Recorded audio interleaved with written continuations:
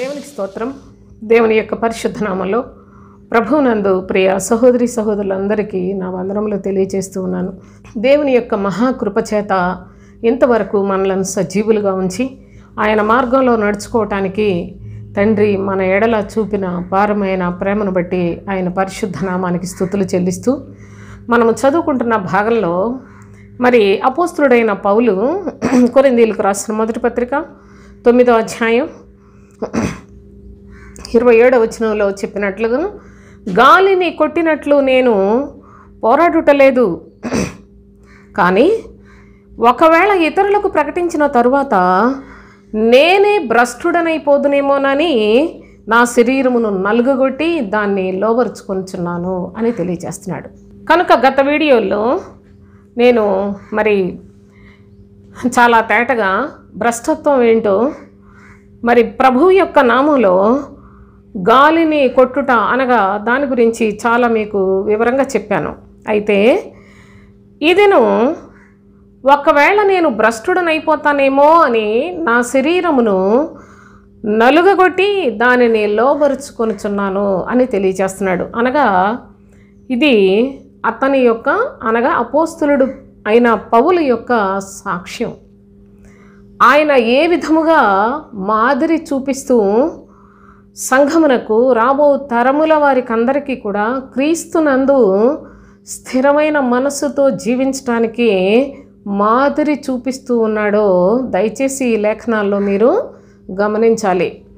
ఆయన భ్రష్టత్వం అంటే నేను మరి మళ్ళీ చెప్తే సమయం కూడా సరిపోదండి.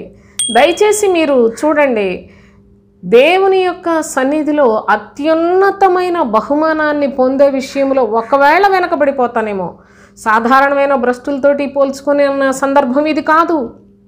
అయితే నాకు దేవుని యొక్క మహిమలో అత్యున్నతమైన స్థానాన్ని పొందాలని ఎంతో ప్రయాసపడుతున్నాను. అయితే ఆ యొక్క స్థానం ఒకవేళ పోతుందేమో అని నేను నా శరీరాన్ని లోబర్చుకుంటున్నాను అని తెలియజేస్తూ ఉన్న సందర్భం. కనుక మనము కూడా క్రైస్తవ జీవితంలో మన యొక్క ఆత్మీయ స్థితిని ఏ విధంగా కాపాడుకోవాలో, శరీరాన్ని ఏ విధంగా అణించివేయాలో, దాన్ని నలుగగొట్టుకోవాలో, దానిని లోబర్చుకోవాలో, పరలోక రాజ్యమందు సమృద్ధి అయిన ప్రవేశాన్ని పొందటానికి ఎంత చక్కని పరిశుద్ధ జీవితాన్ని జీవించాలో మనకు మాదిరి చూపిస్తూ ఉన్నాడు అపోస్తులుడైన పౌలు. కనుక తాను ఏ విధముగా మరి నలుగగొట్టుకున్నాడు శరీరాన్ని అని కనుక మనం చూసినట్లయితే కొరింథీయులకు రాసిన మొదటి పత్రిక 15వ అధ్యాయం చూడండి 8వ వచనం నుంచి, అందరికీ కడపట అకాలమందు పుట్టినట్టున్న నాకును కనబడెను ప్రభువట, అపోస్తులందరిలో కూడా చివరివాణ్ణి, నాకు కూడా ప్రభువు కనపడ్డాడని చెప్తూ, ఏలయనగా నేను అపోస్తులందరిలో తక్కువ వాడను, దేవుని సంఘమును హింసించినందున అపోస్తులుడు అనబడుటకు యోగ్యుడను కాను అని తెలియజేశాడు. అంటే దేవుని యొక్క సంఘమును హింసించాడు. జాగ్రత్తగా మీరు చూడాలి. అపోస్తులుడైన పౌలు మాట్లాడిన మాటలు అర్థం కొనుట కూడా చాలా కష్టమని అపోస్తులులే సాక్ష్యం ఇచ్చారు. అపోస్తులుడైన పేతురు చాలా చక్కగా సాక్ష్యం ఇచ్చి ఉన్నాడు. సోదరులారా, ఈ సందర్భంగా నేను మీకు అది జ్ఞాపకం చేసి ముందుకెళ్తాను. పేతురు రాసిన 2వ పత్రిక 3వ అధ్యాయంలో 15వ వచనం చదువుదాం. మరియు మన ప్రభు యొక్క దీర్ఘశాంతము రక్షణార్థమైనదని ఎంచుకొనుడి. అలాగూ మన ప్రియ సహోదరుడైన పౌలు కూడా తనకు అనుగ్రహింపబడిన జ్ఞానము చొప్పున మీకు వ్రాసి ఉన్నాడు. పౌలు చాలా చాలా బలమైన సంగతులు వ్రాసాడు. చూడండి, వ్రాసి ఉన్నాడు. వీటిని గూర్చి తన పత్రికలన్నిటిలోనూ బోధించుచున్నాడు. అయితే వాటిలో కొన్ని సంగతులు గ్రహించుటకు కష్టమైనవి. అపోస్తులుడైన పౌలు వ్రాసిన సంగతులు పత్రికలన్నిటిలో కూడా వ్రాసాడు, కానీ కొన్ని గ్రహించగలరు, కానీ మరికొన్ని చాలా కష్టమైన సంగతులు అవి గ్రహించలేరు అంటూ వీటిని విద్యావిహీనులను అస్థిరులైన వారును తక్కువ లేఖనములను అపార్థము చేసినట్లు తమ స్వకీయ నాశనమునకు అపార్థము చేయుదురు. ఎంత ఘోరమైన మాట! అపోస్తులుడైన పౌలు వ్రాసిన సంగతులట వాటిని గ్రహించుట చాలా కష్టమని చెప్పాడు.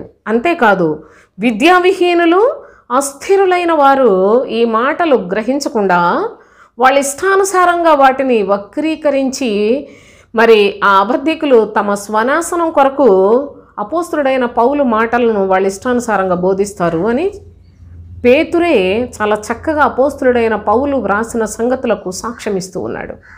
కనుక మరి ఇంత గొప్ప మరి సంగతులు అపోస్తులుడైన పౌలు ద్వారా ప్రభు పలికించినట్లు అపోస్తులందరిలో ఘనుడుగా ఉన్న అపోస్తులుడైన పేతురే తెలియచేశాడు. అంటే మీరు పౌలు యొక్క లేఖనములు ఎంత బలమైనవో కూడా తెలుసుకోవాలండి. ఈ పౌలు గారి గురించి తెలియని, ఆయన బోధన గురించి తెలియని వారందరూ కూడా క్రీస్తును ఎప్పటికీ స్పష్టముగా చూడలేరు. ఏదో అటు ఇటు చూసినాడు నిలబడలేడండి, స్థిరంగా నిలబడలేరు. ఆయనను స్పష్టముగా తెలుసుకోవాలి క్రీస్తునంటే పౌలు బోధ పూర్తిగా గ్రహించగలిగిన వారమై ఉండాలి. అయితే పౌలు గారి మాటలు చాలా కష్టమైనవి. ఆయన చెప్పిన సంగతులు గ్రహించుట మామూలు వాళ్ళకి అది అర్థం కాదని లేఖనమును మీకు నేను చూపించానండి. ఇది నేను ఏ మనుషుల గురించి మాట్లాడలేదు. అసలు క్రైస్తవ్యంలో ఎంత మరి భేదములతో వాక్యాలు ప్రకటిస్తున్నారు. ఎందుకు అంటే కేవలము లేఖనములను తమ స్వకీయ నాశనమునకు అపార్థము చేయుచు లేఖనాలు వక్రీకరిస్తూ ఉన్నాము, దేవుని పని చేస్తున్నామని చెప్పుకుంటున్న వారు ఈనాడు ఎందరో ఉన్నారు. కనుక ఈ విషయాన్ని మీరు జాగ్రత్తగా చూసినట్లయితే ఆయన శరీరమందు నేను నలగొట్టుకున్నాను అని ఎలాగ నలగొట్టుకున్నాడు అంటే చూడండి, నేను అపోస్తులందరిలో మనం చదువుకున్న భాగంలో దయచేసి మరొకసారి చూడండి. కొరింథీయులకు రాసిన మొదటి పత్రిక 15వ అధ్యాయంలో మనం చదువుకున్నాం కదా. అటు తరువాత అపోస్తులందరికీ కనబడ్డాడు, కడపట అకాలమందు పుట్టినట్టున్న నాకును కనబడెను. ఏలయనగా నేను అపోస్తులందరిలో తక్కువ వాడను, దేవుని యొక్క సంఘమును హింసించినందున అపోస్తులుడను అనబడుటకు యోగ్యుడను కాను అని చెప్పాడు. దేవుని యొక్క సంఘాన్ని హింసించాడు పౌలు అని రాశాడు కదా ఇక్కడ. కాబట్టి అతను అపోస్తులుడు అనబడడానికి యోగ్యుడుగానే ఆయనే చెప్పుకున్నాడు అని మరొక మూర్ఖుడు మాట్లాడతాడు. ఇంకా అసలు ఇలాంటి వక్రీకరించిన పౌలు గారి మాటలు వక్రీకరించిన వారు చాలామంది ఉన్నారు. పెద్ద పెద్ద పాస్టర్లు, పెద్ద పెద్ద ప్రసంగాలు చెప్పే పాస్టర్లు వాళ్ళు మీకు యూట్యూబ్లో బాగా కనిపిస్తారు. కానీ లేఖనాలు అంతగా ఆసక్తితోటి చదివి వాటిని గ్రహించి వాటిని మనస్సులో భద్రపరుచుకొని అలాగును జీవించాలనే ఆసక్తి కలిగిన వారు ఎందరున్నారండి. కనుకనే ఎవరు ఏది చెప్పినా ఇది ఏంటో అర్థం కాకపోయినప్పటికీ చాలా బాగా చెప్పారు అనుకొని మరి ప్రజలు కూడా వెర్రితనాన్ని ప్రదర్శించుకుంటున్న పరిస్థితులే మనం చూస్తున్నాం. మీకు నేను ఇదే సందర్భంలో వచ్చింది కనుక నేను ఒక విషయాన్ని మీకు చెప్పాలనుకుంటున్నాను. ఏమనంటే రోమీలకు రాసిన పత్రికలో 7వ అధ్యాయం, దానిలో చాలా చాలా మరి ప్రాధాన్యతతో కూడిన సంగతులు ఉంటాయి. కానీ నేను ఒక్క విషయం మీకు నేను చెప్తాను. శరీరమందు చూడండి ఏ విధముగా ఆయన జీవించాడో, తనకు తాను ఎలా చెప్పుకున్నాడో, మరి ఈ యొక్క అధ్యాయం అసలే అర్థం కాని అధ్యాయం. రోమీలకు రాసిన పత్రిక 7వ అధ్యాయం 14వ వచనం, ధర్మశాస్త్రం ఆత్మ సంబంధమైనదని ఎరుగుదుము, అయితే నేను పాపమునకు అమ్మబడి శరీర సంబంధినై ఉన్నాను అని చెప్పాడు. చూడండి, ధర్మశాస్త్రము ఆత్మ సంబంధమైందేనట, అయితే నేను పాపమునకు అమ్మబడి శరీర సంబంధినై ఉన్నాను అంటూ మరి ఒక విషయం వివరంగా చెప్పాలంటే చాలా రోజులు పడుతుందండి. దయచేసి మీరు ఇక్కడ చూడండి, నేను అక్కడక్కడ చిన్నది మీకు అనుభవాన్ని చెప్తాను. 18వ వచనం చూడండి, నాయందు అనగా నా శరీరమందు మంచిది ఏదియో నివసింపదని నేను ఎరుగుదును. నాయందు అనగా నా శరీరమందు మంచిది ఏదియో నివసింపదని నేను ఎరుగుదును అన్నాడు.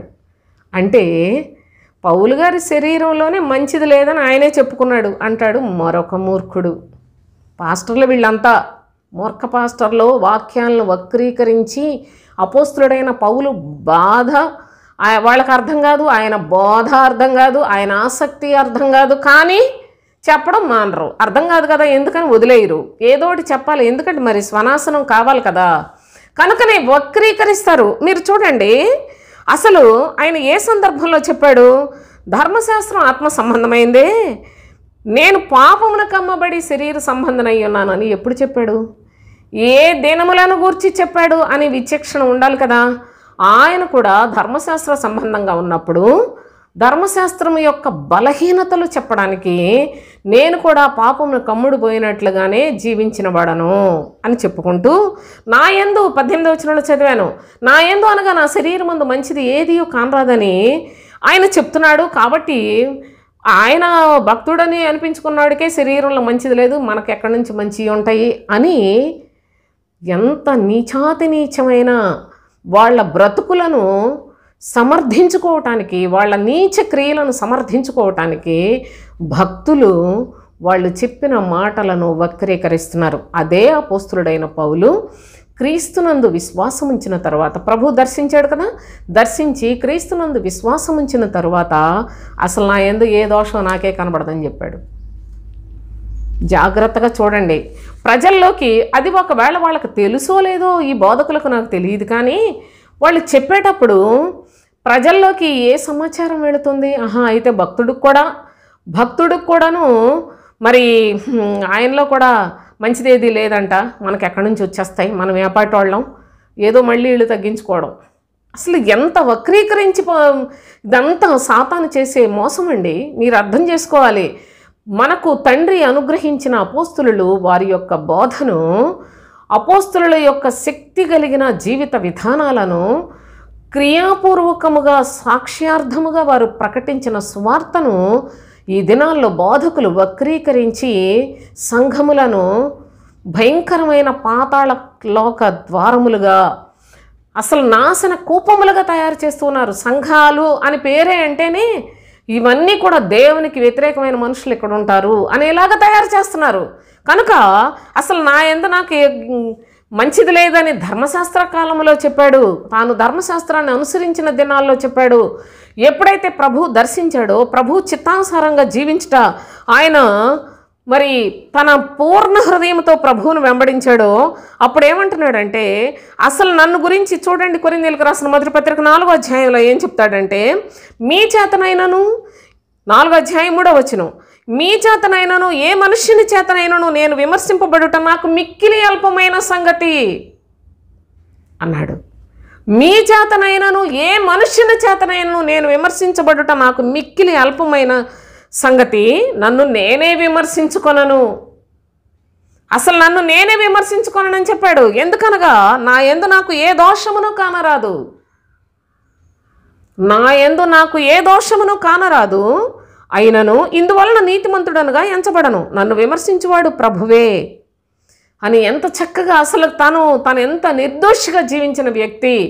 ఆయన ఒకవేళ సంఘమును హింసించినప్పటికీ, సంఘాన్ని బాధపెట్టిన కేవలము దేవుని యందు అత్యాసక్తి కలిగిన వాడు, క్రీస్తుని గురించి తెలియనివాడు గనుక ఇదేంటి మరలా క్రీస్తుని గురించి ఏదేదో కొత్త మాటలు చెప్తున్నారు అని చెప్పి సంఘమును అందరినిమిత్తం హింసించాడు. కనుకనే ప్రభు అతనికున్న అర్హతలను బట్టి, దేవుని యేడల ఆసక్తిని బట్టి ఆయనను దర్శించి క్రీస్తుకు సాక్షిగా, క్రీస్తును చూపించే ఒక సాధనముగా తండ్రి అయిన దేవుని చేత ఏర్పాటు చేయబడిన వ్యక్తిగా పౌలు గారు మన మధ్యలో ఆయన యొక్క లేఖనములను ఇప్పటికీ కూడా చక్కగా మనకు బోధపడినట్లుగా తెలియచేస్తూ ఉన్నాడు.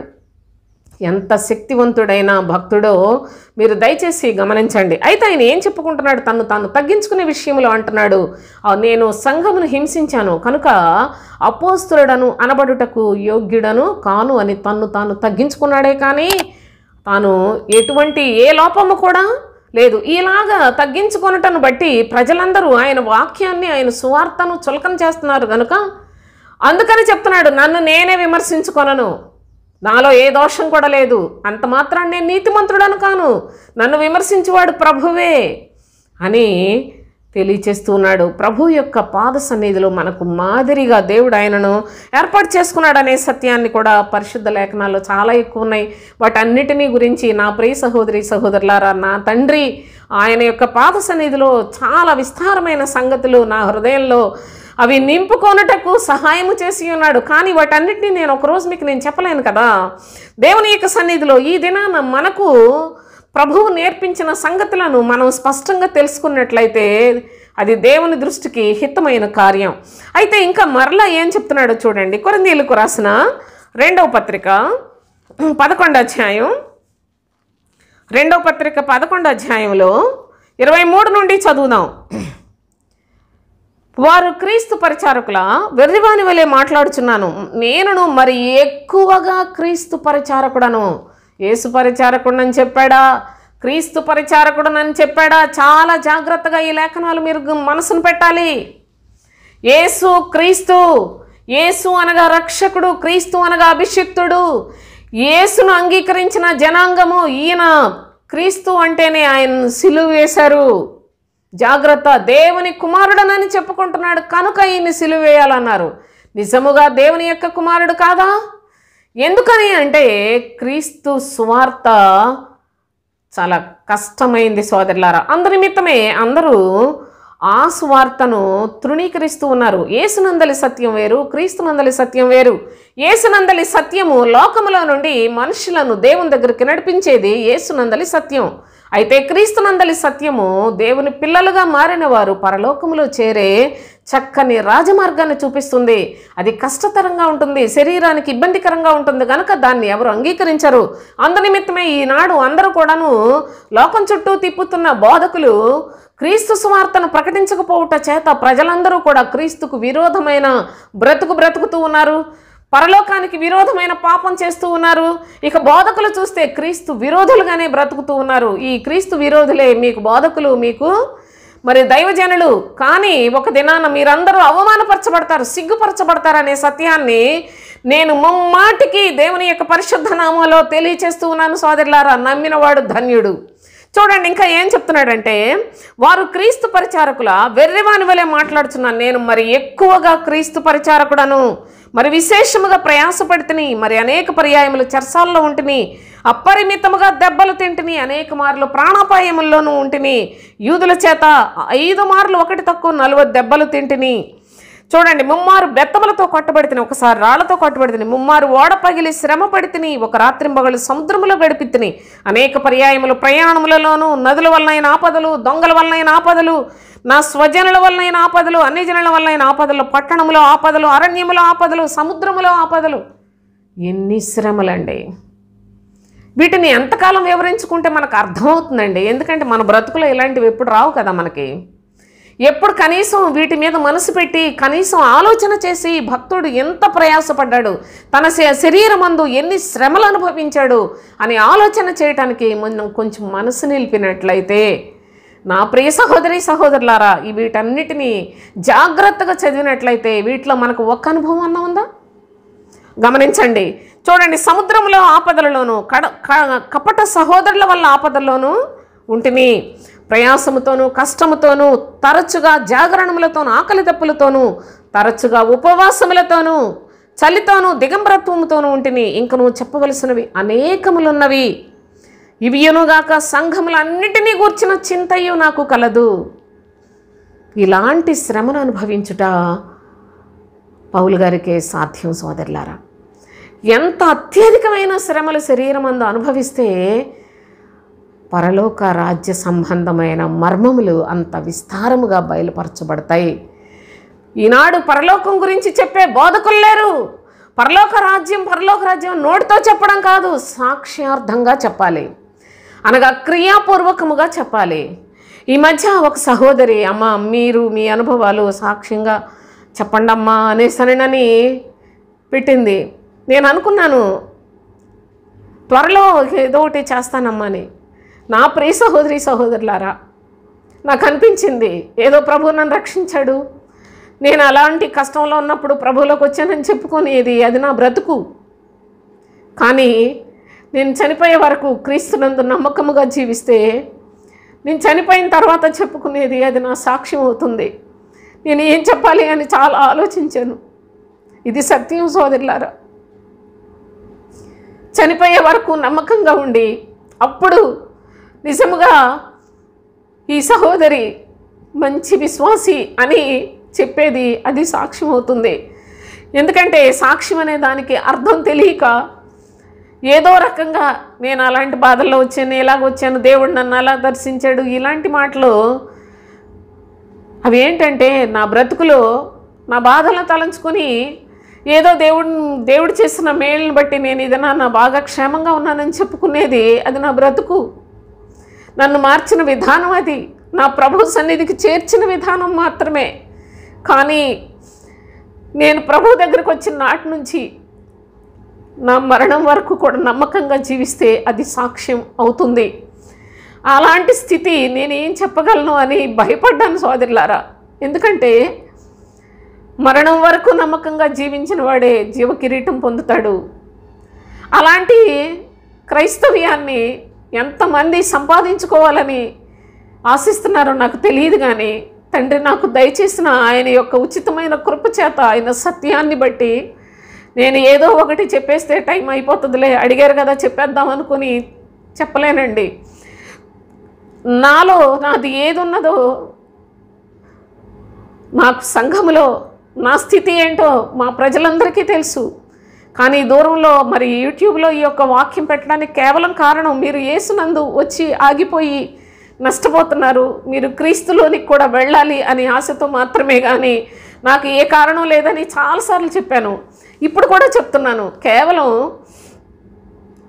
మరి మా సంఘంలోనైతే అందరికీ తెలుసు, వాళ్ళకి తెలిసింది మళ్ళీ నేను ఏం చెప్పను. కానీ దూరంలో ఉన్న నా ప్రియ సహోదరి సహోదరులు కొందరైనా సరే వింటున్నందుకు చాలా సంతోషం.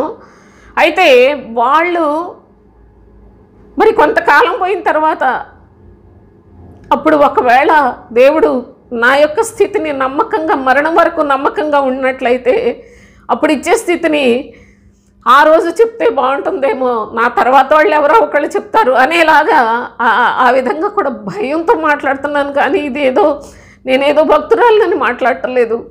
ఎందుకంటే దేవుని యొక్క ప్రేమ చాలా గొప్పదండి.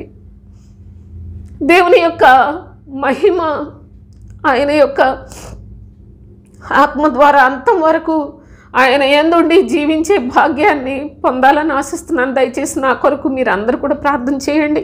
అంతేకాదు ఏదో ఒక దినాన ఇవన్నిటినీ నేను భద్రపరిచే ఈ లోకాన్ని విడిచిపెట్టేలోగా తండ్రి నాకు ఆ కృపనిస్తాడు అని కూడా విశ్వాసంతో బ్రతుకుతున్న దాన్ని దేవుడు నాకు నా కుటుంబానికి ప్రభువు మరి మా యొక్క చర్చ్ పేరే క్రీస్తు శరీరం, బాడీ ఆఫ్ క్రైస్ట్ అని చర్చ్. అయితే ఆ చర్చిలో ఉన్న అందరూ కరెక్ట్గా ఉంటారు అని చెప్పలేను, కానీ చాలా వరకు అందరూ చాలా ఖచ్చితంగా ఉంటారు. ఉండకపోతే మరి దేవుని యొక్క సేవకులు ఊరుకోరు కూడా సోదరులారా. అనగా దేవుడు ఆయన కృప ద్వారా మమ్మలను, నా కుటుంబాన్ని ప్రభు పనికి ఏర్పాటు చేసుకున్న పద్ధతిలో మరి నమ్మకంగా వెళ్ళాలని నేను, నా భర్త, నా బిడ్డలు, మేమే కాదు మా సంఘంలో అందరూ కూడాను చాలా చాలా భయభక్తులు కలిగి జీవించే పద్ధతిలోనే కేవలం ఆత్మ కొరకే జీవించాలి అని విశ్వాసంతో కేవలం నిత్య జీవం పొందాలి, క్రీస్తునందే జీవించాలి అనే ఒక దైవ దర్శనము ద్వారా మాత్రమే ఈ సంఘం స్థాపించబడింది, నడిపించబడుతోంది. ఇది ప్రస్తుతానికి నేను చెప్పగలిగింది. ఇక ముందుకు దేవుడు ఆయన యొక్క కృపను అనుగ్రహించుకొలది అంతం వరకు ప్రభువునందు ప్రభు యొక్క సాక్షార్థముగా బ్రతుకుటకు దేవుడు తన యొక్క అనుమతిని దయచేస్తాడని కూడా నమ్ముతూ తెలియచేస్తున్నాను. సరే చూడండి, అపోస్తలుడైన పౌలు ఎన్ని శ్రమలను అనుభవించాడో మనము వారి యొక్క అడుగుజాడల్లో నడుచుకోవలసిన వారమై ఉన్నాం. ఏదో తింటున్నాం, త్రాగుతున్నాం, చక్కగా దేవుని సేవ చేస్తున్నాం కాబట్టి ప్రజలందరూ ఏదో మరి గౌరవిస్తారు, ఘనపరుస్తారు. వాళ్ళు ఏదో ఒకటి విలువైన మనుషుల్లాగా చూస్తారు. అంత మాత్రాన వాటిని ఉపయోగించుకొనుటకు కూడా అర్హులమైన భక్తులు ఎలా ఉన్నారు, వాళ్ళ యొక్క జీవితాలు ఎలా ఉన్నాయి, వాళ్ళు ఎక్కడ స్వార్థ చెప్పినా అంత అల్లకల్లోలం అయిపోయేది. భూలోకాన్ని తల్లక్రిందులు చేయవారు ఎక్కడికి కూడా వచ్చి ఉన్నారని అంత ప్రజల్లో ఒక భయం పుట్టించిన వారు, అంతేకాదు అనేక బాధలు అనుభవించిన వారు, మరి చాలా కుట్రతోటి కపటంతో ఎంతోమంది దేవుని ప్రజలని పెంచుకుంటున్న వారి మధ్యలోనే పరిశుద్ధ అపోస్తలులు ఎన్నో శ్రమలు, ఎన్నో దెబ్బలు తినిన వారు సోదరులారా. అలాంటి వారి యొక్క అనుభవాలు కొంత మట్టుకైనా మన జీవితంలో మనం సంపాదించుకోవాలి. అయితే ప్రస్తుత కాలంలో దెబ్బలు తగలకపోవచ్చు, మనకు అనేకమైన శోధనలు, ఇబ్బందులు, బాధలు కలుగు చేస్తూ, అంతేకాదు దేవుని యొక్క సన్నిధిలో ఒకవేళ మనకు శ్రమలు లేకపోయినట్లయితే వాటిని కొనుక్కోవలసినంత పరిస్థితులు కూడాను లేఖనాల్లో వ్రాయబడి ఉన్నాయి. నా యొద్ద కొనుక్కోమని ప్రభు చెప్తున్నాడు. శ్రమలు సంపాదించుకోవాలండి. శ్రమ లేకపోతే క్రైస్తవ జీవితం అసలు అది ఎప్పటికీ పరిపూర్ణం కాలేదు సోదరులారా. కనుక దేవుని యొక్క శ్రేష్టమైన సన్నిధిలో ఇంత భయంకరమైన శ్రమలు అనుభవించిన అపోస్తులైన పౌలు ఎందుకు ఇంతగా శ్రమపడ్డాడో తెలుసా? కేవలము పరలోకమందు తాను ఇక్కడ ఎంత పరిశుద్ధంగా ఎంతమంది కొరకు ప్రయాసపడుతూ ఉన్నాడో దాని యొక్క ఫలాన్ని అక్కడే, అనగా పరలోక రాజ్యంలో పొందాలని ఆశించిన వాడే. కానీ ఈ లోకంలో ఏది కూడా తాను దేవుని ఎదుట ఫలితాన్ని పొందాలని ఆశించిన వారు ఈ లోకంలో దేని మీద మనస్సు పెట్టరండి. కనుక భక్తుడు ఎంతగా తన శరీరమందు శ్రమను అనుభవించి ఉన్నాడో లేఖనాల్లో తెలియచేస్తున్నాడు. చూడండి, కొరింథీయులకు రాసిన 2వ పత్రిక 4వ అధ్యాయం. మీరు ఈ వాక్యం అంతా కూడా చాలా జాగ్రత్తగా చదువుకోండి. ఆయన ఎన్ని శ్రమలు పడ్డాడో మళ్ళీ మళ్ళీ చదవండి. మనం ఎక్కడున్నామో ఒకసారి పరీక్ష చేసుకుందాం. కొరింథీయులకు రాసిన 2వ పత్రిక 4వ అధ్యాయం 10వ వచనం చదువుకుందాం.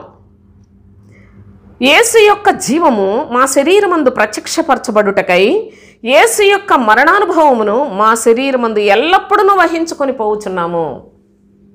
చూడండి, యేసు యొక్క జీవము మా శరీరమందు ప్రత్యక్షపరచబడుటకై యేసు యొక్క మరణానుభవమును మా శరీరమందు ఎల్లప్పుడూ వహించుకొని పోవుచున్నాము. శరీరములో ఆయన యొక్క మరణాన్ని వహించుకొనుట అనేది చిన్న విషయం అండి.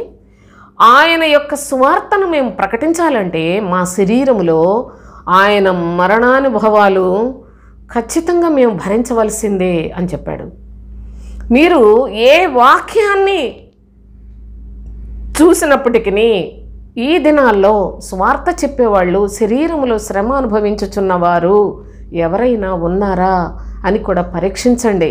వింటూ వెళ్ళిపోవడం కాదు. ఏదో వీళ్ళకి తోచినట్టు వీళ్ళు చెప్తున్నారు, వాళ్ళకి తోచినట్టు వాళ్ళు చెప్తున్నారు అనుకొని అర్థం పర్థం లేని క్రైస్తవ జీవితాన్ని వద్దు సోదరులారా. దేవుని యొక్క చిత్తానుసారముగా లేఖనం ఏమి చెప్పుచున్నది? మనకు ఆధారము దేవుని యొక్క పరిశుద్ధ గ్రంథమే. వాక్యం ఏం చెప్తుంది? ఈనాడు బోధకులు ఎలా ఉన్నారు? అసలు వీళ్ళు చెప్పే సువార్త సత్య సువార్తేనా? పౌలు గారు ఆయన ప్రతి మనిషిని కూడా దేవుని ఎదుట నిలువబెట్టాలి, ఆయన రాజ్యానికి వారసులుగా తయారు చేయాలని భారంతో పనిచేసి ఎంత శ్రమను అనుభవించాడో, అంతేకాదు ఆయన యొక్క జీవము మా యొక్క శరీరములో ప్రత్యక్షపరచబడుటకై, అనగా మేము చెప్పే సువార్తకు సాక్ష్యార్థముగా మా శరీరమందు ఆయన మరణానుభవమును కూడా వహించుకొని పోవుచున్నాము అని తెలియచేస్తున్నాడు. కనుక వాళ్ళు ఏదో నోటి మాటలతో సువార్త చెప్పిన వారు కారు. వాళ్ళు ఏదో ఒకటి అవకాశం ఉంది కదా, వినేవాళ్ళు ఉన్నారు కదా, మనకి ఏ ఇబ్బంది లేదు కదా అనుకుంటా చెప్పుకుపోయిన సువార్త కాదు వాళ్ళు చెప్పింది. ఇక్కడ వారి యొక్క మాట వినిన ప్రతి వ్యక్తి కూడా క్రీస్తును చూడాలి. క్రీస్తును చూడటం మాత్రమే కాదు, క్రీస్తు రాజ్యములను వారసత్వాన్ని పొందేవారిగా ఉండాలన్నంత భారంతో, మనో చింతతోటి, ప్రయాసతోటి, కన్నీళ్లతోటి దేవుని యొక్క పరిచర్య జరిగించిన వారు. అలాంటి భక్తులను తండ్రి మనకి అనుగ్రహించినందుకు నేను ఎప్పుడు అనుకుంటాను, తండ్రి ఇలాంటి పరిశుద్ధులు వారి మార్గాన్ని మమ్మలను కూడా నడిపిస్తున్నందుకు నీకు ఎంతో రుణపడి ఉన్నాను తండ్రి అనుకుంటాను నేను.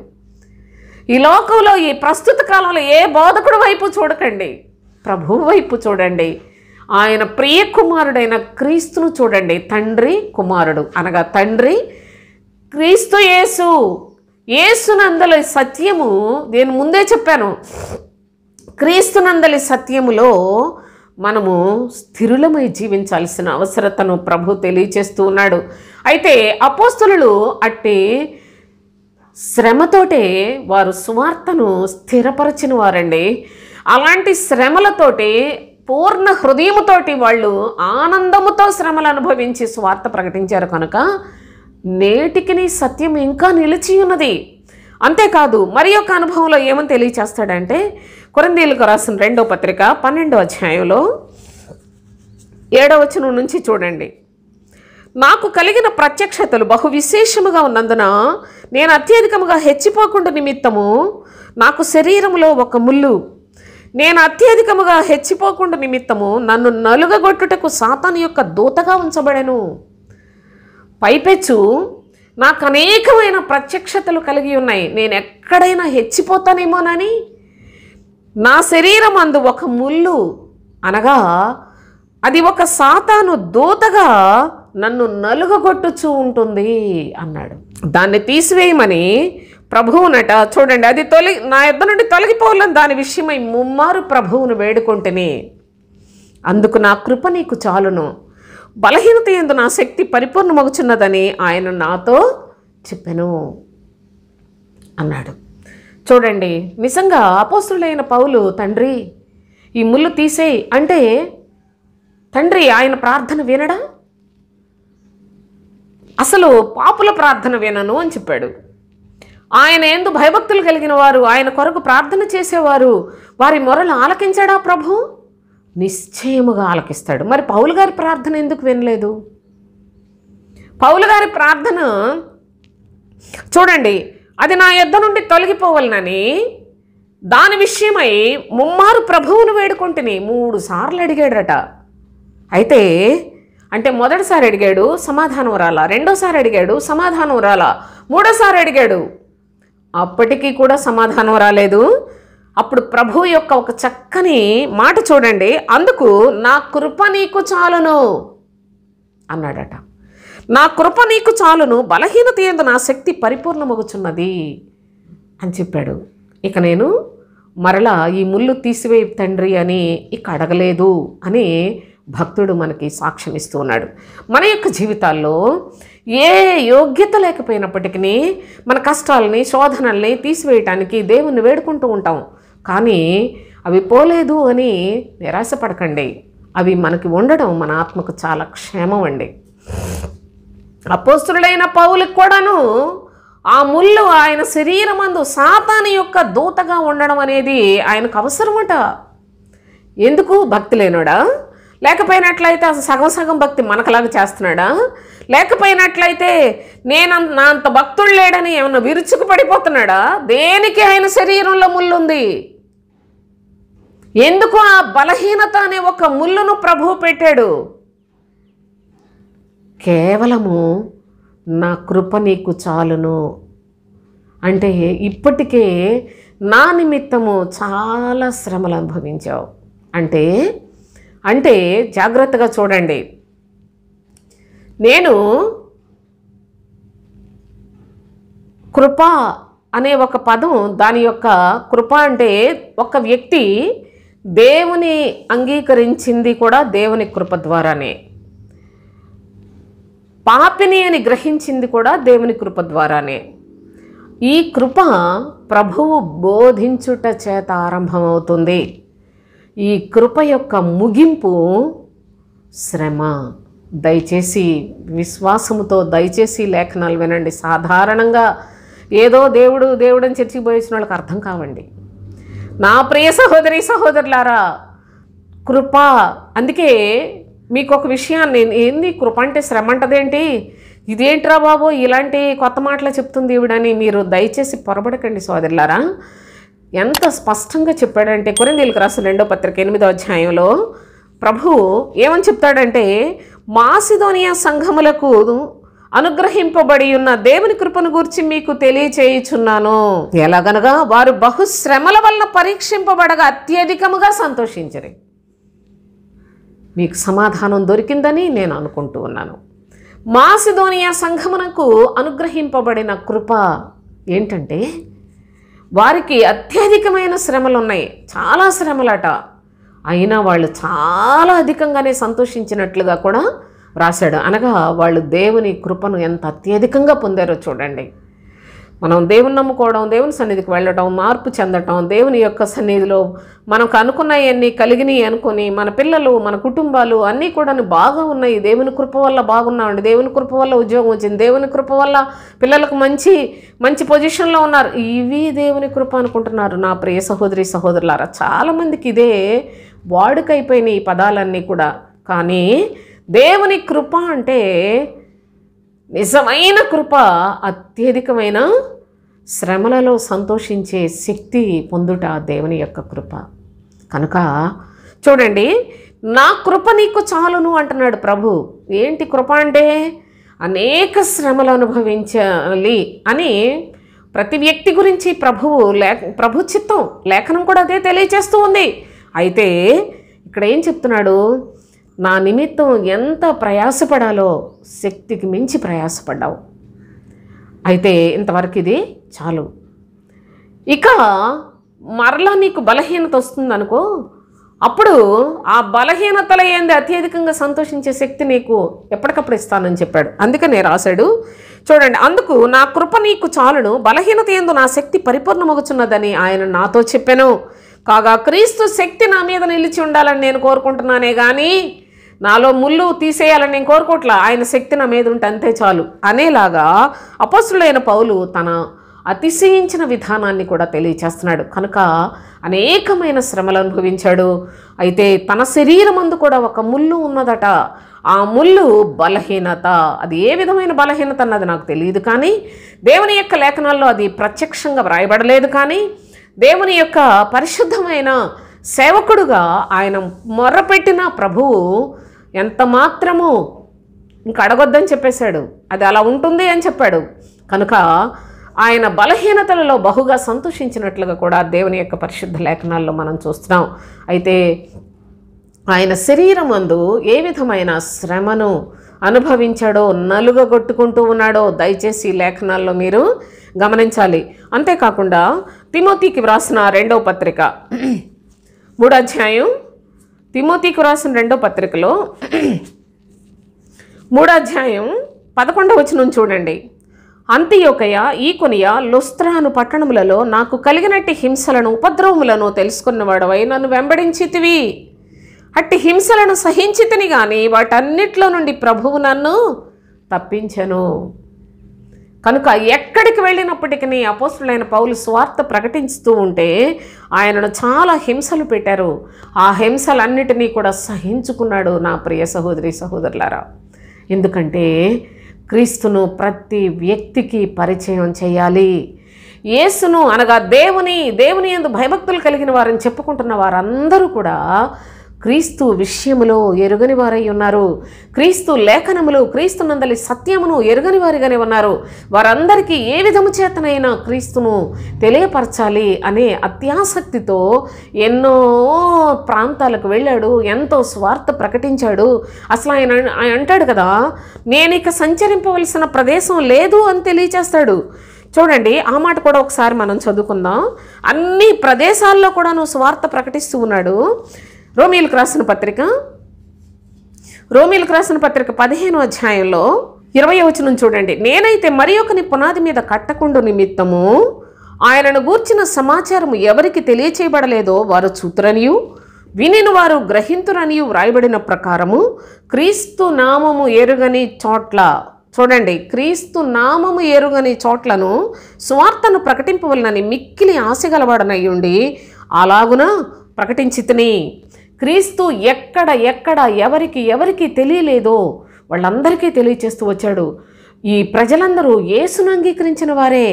ఈనాడు చర్చెస్లో చూడండి, యేసును అంగీకరించిన వారు చాలామంది ఉన్నారు. కానీ యేసును అంగీకరించే కదా చర్చికి వెళుతున్నారు. కానీ క్రీస్తు సువార్త తెలియదు. క్రీస్తు నామము ఎవరికీ తెలియదు. ఎక్కడెక్కడ తెలియబడలేదు ఆ చోట్ల అన్నిట్లలో కూడాను సువార్త ప్రకటింపవలనని మిక్కిలి ఆశగలవాడనై మరి నేను అలాగూ ప్రకటించానని చెప్పి 22వ వచనం చూడండి. ఈ హేతువు చేతను మీ వద్దకు రాకుండా నాకు అనేక పర్యాయములు ఆటంకము కలిగాను. ఇంకా భక్తుడు అనేక మందికి క్రీస్తును ప్రకటించాలంటే ఎన్నో ఆటంకాలు కలుగుతూ ఉన్న పరిస్థితి. ఇప్పుడైతే ఈ ప్రదేశములలో నేను ఇకను సంచరింపవలసిన భాగం ఇక లేదంటున్నాడు.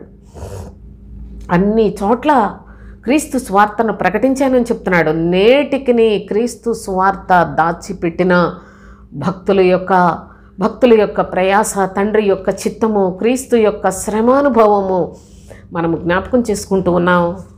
సహోదరి సహోదరులారా, దయచేసి ఈ లేఖనములను, వీటి యొక్క అనుభవాలను తెలుసుకునండి. క్రైస్తవ జీవితం అంటే ఏదో అటో ఇటో ఊగటానికి చేసేది కాదు. క్రైస్తవ జీవితము ప్రభువు కొరకు, మనుష్యుల కొరకు కూడా మేలైన వాటిని విచారించేది క్రైస్తవ జీవితం.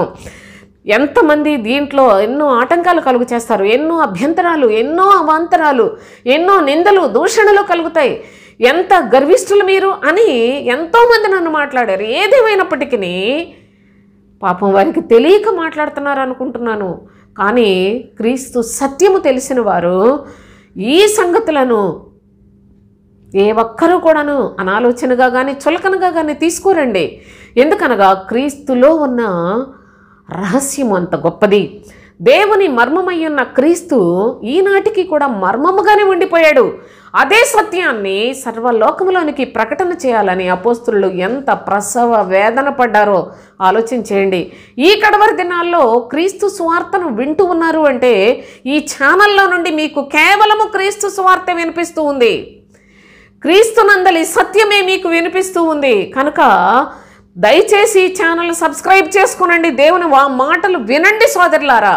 మీకు అలవాటు పడిన క్రైస్తవ జీవితం అనేది అది నిజ క్రైస్తవ్యము కాదు. క్రీస్తునందలి సత్యములోనే నిజ క్రైస్తవ్యం ఉన్నది. దేవత్వం యొక్క సర్వపరిపూర్ణత శరీరముగా క్రీస్తునందున్నది అని చెప్పాడు. నేను క్రీస్తు సువార్తను ప్రకటిస్తున్నాను. ఎక్కడ తెలియలేదు అక్కడ ప్రతి వారికి కూడా ప్రభువు క్రీస్తేనని ప్రకటన చేస్తూ ఉన్నానని అపోస్తులుడైన పౌలు ఆ సువార్త ప్రకటించినందుకు విస్తారమైన శ్రమలు అనుభవించిన సంగతులు, తాను కూడా తన శరీరమందు నలిగిన అనుభవాలను కూడా మనకు సాక్ష్యార్థముగా ఈనాటికి తెలియచేస్తూ ఉన్న ఈ సమయాన్ని దయచేసి మనసులో పెట్టుకొనండి. అంతేకాదు ఇక్కడ ఆయన అంటున్నాడు కదా, ఇక ఎవరికి కూడాను క్రీస్తుని గురించి మాకు తెలియలేదు అనకుండా ప్రకటన చేస్తూ ఉన్నాడు. తెలుసుకోపోవటం ఎంత విచారమో ఒకసారి ఆలోచించేయండి. ఇక అపోస్తుల కార్యములు 20వ అధ్యాయంలో 30-31 వచనాలు చూద్దాం. మరియు శిష్యులను తమ వెంట ఈడ్చుకొని పోవాలని వంకర మాటలు పలుకు మనుష్యులు మీలోనే బయలుదేరుదురు. శిష్యులు అంటేనే చాలా మరి క్రైస్తవ జీవితంలో చాలా స్థాయికి వచ్చారు. వాళ్ళు ప్రారంభం నుండి ఎన్నో విడిచిపెట్టుకుంటేనే కానీ శిష్యులు కారు. అలాంటి శిష్యులు కూడా వారు కూడా మోసపోయే పరిస్థితులు, వంకర మాటలు ప్రకటించే దొంగ మనుషులు మీ మధ్యలో నుండే బయలుదేరుతారు. కావున నేను 3 సంవత్సరములు చూడండి, 3 సంవత్సరములు రాత్రింబగళ్ళు కన్నీరు విడుచుచు ప్రతి మనుష్యునికి మానక బుద్ధి చెప్పి తిని అని మీరు జ్ఞాపకం చేసుకుని మెలకువగా ఉండుడి అన్నాడు. 3 సంవత్సరాలు కన్నీరు విడుస్తూ సువార్త చెప్పాడట రాత్రింపగళ్ళు. ఎందుకంటే దొంగ బోధకులను తెలుసుకోవటం ఎంత కష్టమో, అబద్ధ బోధకులను తెలుసుకొనుట, కేవలము యేసును గూర్చి మాత్రమే ప్రకటించే కలిపి చెరిపెడి బోధలు చెప్పువారు, అపోస్తులుడైన పౌలు యొక్క లేఖనములను అపార్థము చేసుకొని వక్రీకరించి బోధించేవారు ఎందరూ ఉన్నారు అంటే సోదరులారా, స్పష్టముగా దేవుని కృప ద్వారా తెలుసుకొని నేను మీకు ఈ సువార్తను చెప్తూ ఉన్నాను. అందుకే పౌలు గారి బాధ చూడండి. మీలో నుండే బయలుదేరుతారు ఈ మనుషులు, వేరే వాళ్ళైతే మీకు అర్థమైపోద్ది. కనుక సాతాను తంత్రములు ఎంత ఘోరమైనవో కూడా గమనించండి. శిష్యులను తమ వెంట ఈడ్చుకొని పోవాలని వంకర మాటలు పలుకు మనుష్యులు. వంకర మాటలు ఎలా ఉంటాయి? వీళ్ళు ఇలా చెప్తున్నారు కానీ ఇది కరెక్ట్ కాదు, దేవుడు ఇలా కూడా చెప్పాడు అని మాట్లాడతారు. వాక్యంలో దేవుడు దీవిస్తాను ఆశీర్వదిస్తానంటే ఇదేంటి శ్రమ అని చెప్తుంది అంటారు. దేవుడు దీవిస్తానంది, దేవుడు ఆశీర్వదిస్తానని చెప్పింది ధర్మశాస్త్ర కాలంలో మన పితరులైన ఇశ్రాయేలీయులకు ధర్మశాస్త్రాన్ని ఇచ్చాడు. కానీ ఇప్పుడు మన కొరకు తన ప్రియకుమారుణ్ణే ఈ లోకమునకు శరీరధారిగా పంపి ఎంత పాపినైనా క్షమించి క్రీస్తునందు నిత్య జీవమును ఇవ్వడానికి క్రొత్త నిబంధనను తెచ్చాడు సోదరులారా. మనం పాత నిబంధన కాలంలో లేవండి. అసలు ఆ విధంగా అయితే మనం చావలసిన వారమే. ధర్మశాస్త్ర ప్రకారం అయితే అసలు బ్రతకటానికి కూడా అనర్హులం మనం. కానీ ఇప్పుడు క్రీస్తునందు ఆయన యొక్క కృపా సమృద్ధిలో మనలను కూడా జ్ఞాపకం చేసుకొని మనకు కూడా స్వార్థ ప్రకటన ద్వారా మనలను ప్రభువునందు సమకూర్చి క్రీస్తు సువార్త ద్వారా నిత్య జీవం పొందటానికి తండ్రి అనుమతి ఇంకా మన కొరకు అనుగ్రహించి ఉన్నాడు అనే సత్యాన్ని తెలుసుకోనండి. ఎంత మరి విపులంగా చెప్తున్నప్పటికీ ప్రజలకు అసలు ఈ వాక్యాలు ఛాయలకు రాని వాళ్ళు మరి ఈ వాక్యం అంటే ఏదో అదేదో తిక్కలు ఏదో చెప్పుకుంటా పోద్ది అనేలాగా భావిస్తే నాకైతే చాలా లాభం అండి. ఎందుకంటే ప్రభు యొక్క సత్యాన్ని చెప్పడం ఆయన చాలా చాలా సంతోషిస్తాడు. అంతేకాదు సహాయము చేసి గుంట నక్కలను పట్టుకోండి అని చెప్పాడండి. సహాయము కోరింది సృష్టికర్త ఒకే ఒక్క విషయంలో. అదేంటో తెలుసా? నా సత్యమును నా ప్రజలకు చేర్చండి. ఎంతోమంది గుంట నక్కలు ఇందులో ప్రవేశించారు. ఆ గుంట నక్కలను పట్టుకోండి, సత్యాన్ని ప్రకటన చేయండి. గుంట నక్కలంటే దొంగ బోధకులు, అబద్ధ బోధకులు.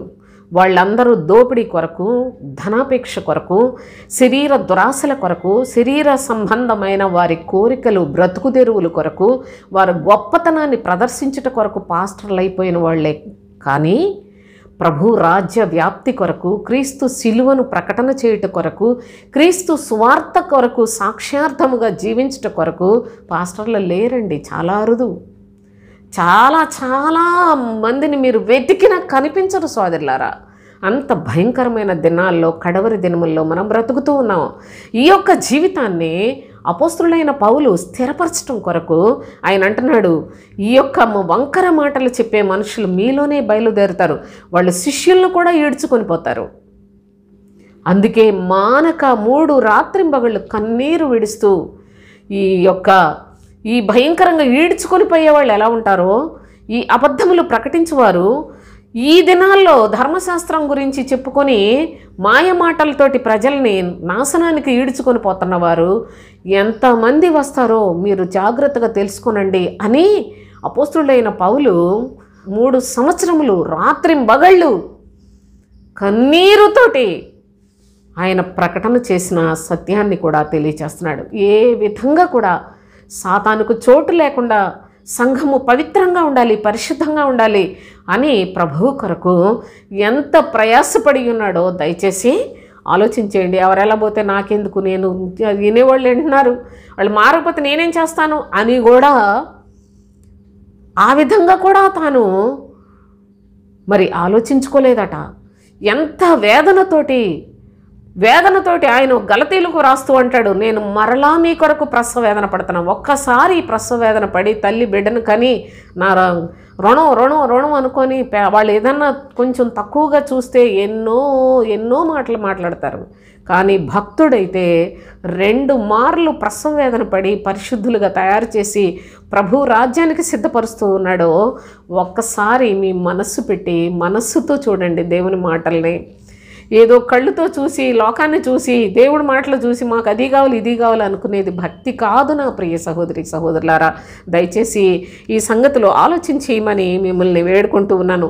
అయితే చూడండి, తిమోతికి వ్రాసిన 2వ పత్రికలో 4వ అధ్యాయం 6-7 వచనాలు చదువుకుందాం. నేను ఇప్పుడే పానార్పణముగా పోయబడుచున్నాను, నేను వెడలిపోవు కాలము సమీపమై ఉన్నది. మంచి పోరాటం పోరాడితిని, నా పరుగు కడముట్టించితిని, విశ్వాసము కాపాడుకొంటిని, ఇక మీదట నా కొరకు నీతి కిరీటం ఉంచబడి ఉన్నది. ఆ విశ్వాసము కాపాడుకొనిన భక్తునికి జీవ కిరీటం కాదండి, అవి ఎప్పుడో వచ్చేసినాయి ఆయనకి. కానీ నీతి కిరీటాన్ని కూడా సంపాదించుకున్నంత సామర్థ్యం కలిగిన వాడు అపోస్తులుడైన పౌలు. అయితే నా పరుగు కడముట్టించితిని, మంచి పోరాటం పోరాడాను, విశ్వాసమును కాపాడుకుంటుని. ఈ మాటలు ఇంత వేదనతో ప్రయాసతోటి సత్యాన్ని ప్రకటన చేసి ఇన్ని శ్రమలు అనుభవించిన భక్తుడు చెప్పుకున్న మాటలు ఈనాడు సమాధుల దొడ్లలో ప్రతి దౌర్భాగ్యుడు చచ్చినా కూడా ఇవే రాసుకుంటున్నారు. ఎంత ఘోరమండి అసలు. దేవుని వాక్యాన్ని ఎంత చులకన చేసి పడేశారో ఈనాడు. అసలు ఎటు చూసినప్పటికీ నాలుకలకు అలవాటు చేస్తున్నారు వాక్యాలను, కానీ క్రియలతో ప్రభువును సేవించమని తండ్రి చెప్తూ ఉన్నాడు. అయితే అసలు అవన్నీ ప్రక్కన పెట్టేసి ఒక త్రాగుబోతు చచ్చిపోయినా చర్చికి వెళ్తాడు, త్రాగుతాడు, చర్చికి వెళ్తాడు, పాపం చేస్తాడు, చర్చికి వెళ్తాడు, వాక్యాలు చెప్తాడు, కనిపించిన నీచ కార్యాలన్నీ చేస్తాడు, కానీ వాళ్లకు కూడా ఈ వాక్యాలు పెడతారు. అసలు ఆ పెట్టడమే గొప్ప శాపం. దయచేసి ఇలాంటి పనులు ఎవరు చేయకండి. తెలియని వాళ్ళు చేసి వాళ్ళు ఒక్కసారే అగాధానికి పోతారు, పాతాళంలో దిగిపోతారు. నా ప్రియ సహోదరి సహోదరులారా, దేవుని మాటలు వ్యర్థముగా నోటితో ఉచ్చరించకూడదు. అంత భయం కలిగి, అనుక్షణము భయం కలిగి ప్రవర్తించేవాడు బ్రతుకుతాడు అని చెప్పాడు ప్రభు. దేవుని యొక్క మాట సెలవిచ్చినా తాను పర్వాలేదులే ఏమైపోద్ది అనుకుంటూ వెళ్ళిపోయి జీవితకాలం అంతా కూడాను వెండానికి అలవాటు పడిపోయిన ప్రజలు, వాళ్ళ యొక్క శిక్ష, వాళ్ళకి వచ్చే శాపం చాలా భయంకరమైందని కూడా లేఖనాల్లో రాసి పెట్టాడు. కనుక దేవుని యొక్క లేఖనాలు చాలా జాగ్రత్తగా మనం గమనించాలి. మన యొక్క జీవితాల్లో కూడా చూడండి, మనము వారి మాదిరిని చూసి భక్తి కలిగిన వారిగా జీవించడానికి తండ్రి అనేకమైన అనుభవాలు మనకు నేర్పిస్తూ ఉన్నాడు. యెషయా గ్రంథం 53వ అధ్యాయం 5వ వచనం చూసినట్లయితే అక్కడ కూడా చూడండి, ప్రభు అయిన యేసుక్రీస్తు గురించి ప్రవక్తలు ప్రవచనాన్ని ఏ విధముగా తెలియచేశారు. మన అతిక్రమ క్రియలను బట్టి అతడు గాయపరచబడెను, మన దోషములను బట్టి నలుగగొట్టబడెను. మన దోషములను బట్టి నలుగగొట్టబడెను. నా ప్రియ సహోదరి సహోదరులారా, మన ప్రభువు యొక్క దేహము నలుగగొట్టబడింది. ఈ క్రిస్మస్ కదా, ఏదో పండుగలని డ్యాన్సులు వేస్తున్నారండి చీరలు కట్టుకొని. నిజంగా పాపిష్టి ప్రజలు ఎంత ఘోరమైన పనులు చేస్తున్నారో, ఎన్ని వెకిలి చేష్టలు చేసి దేవుని పరిశుద్ధము అయిన స్థలము అని చెప్పబడిన చోట్లలో ఎంత వికృత చేష్టలు, ఎంత నీచమైన ఏహ్యమైన క్రియలను చేస్తూ భక్తిహీనులు ఎంత రెచ్చిపోతున్నారో. ఇంక ఈ నెలలో బాగా రెచ్చిపోతారు. మీ కన్నులతో మీరు చూస్తారు.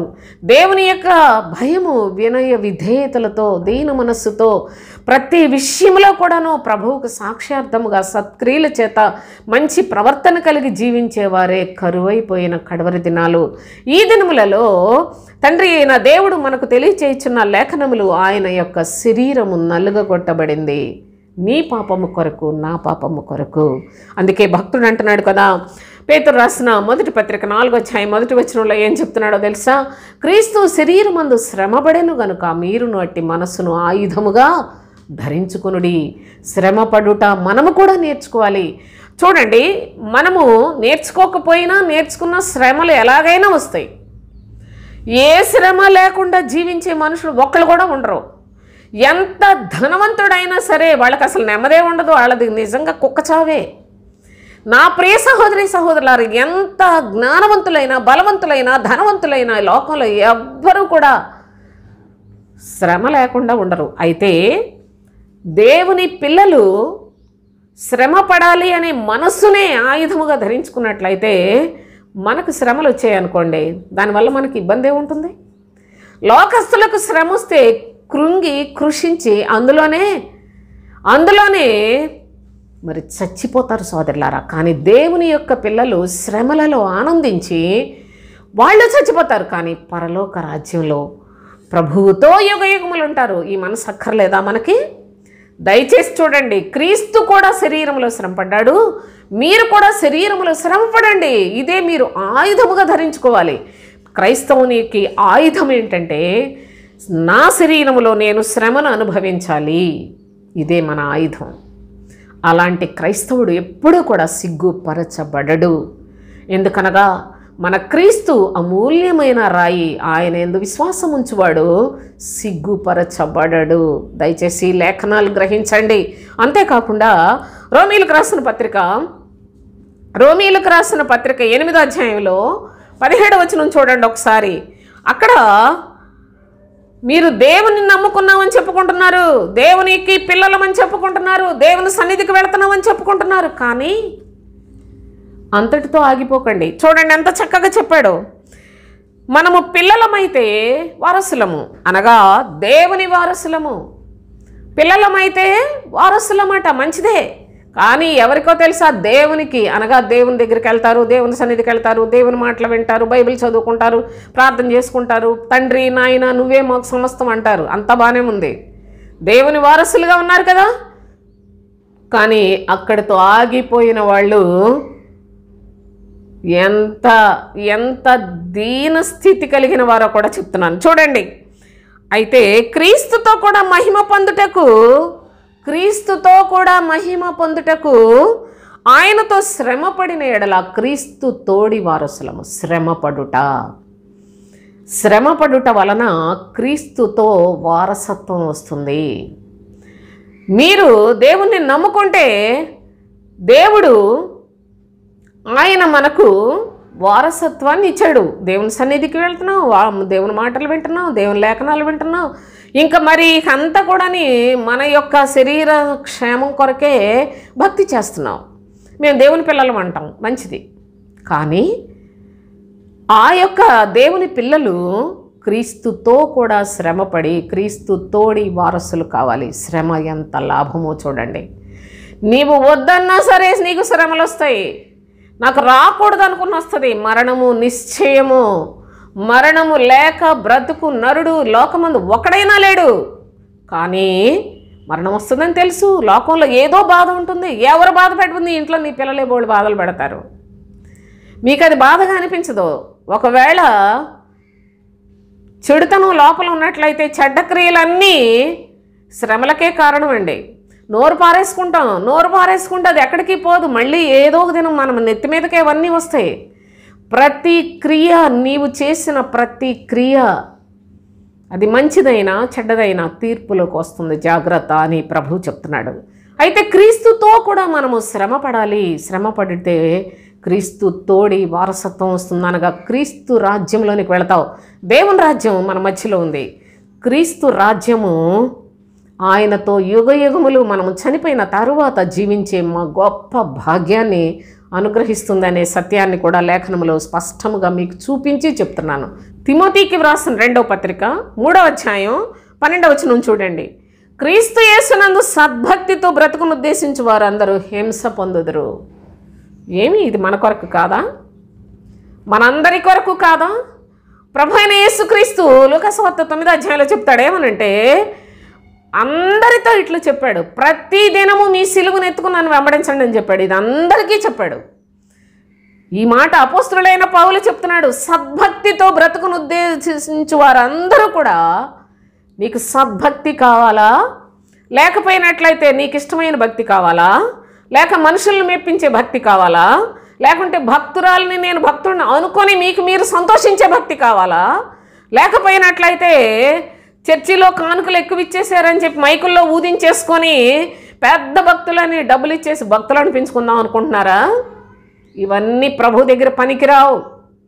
సద్భక్తి కావాలి అంటే క్రీస్తు యేసునందు సద్భక్తితో బ్రతుకును ఉద్దేశించి వారందరూ కూడా హింస పొందుదురు అని చెప్పాడు.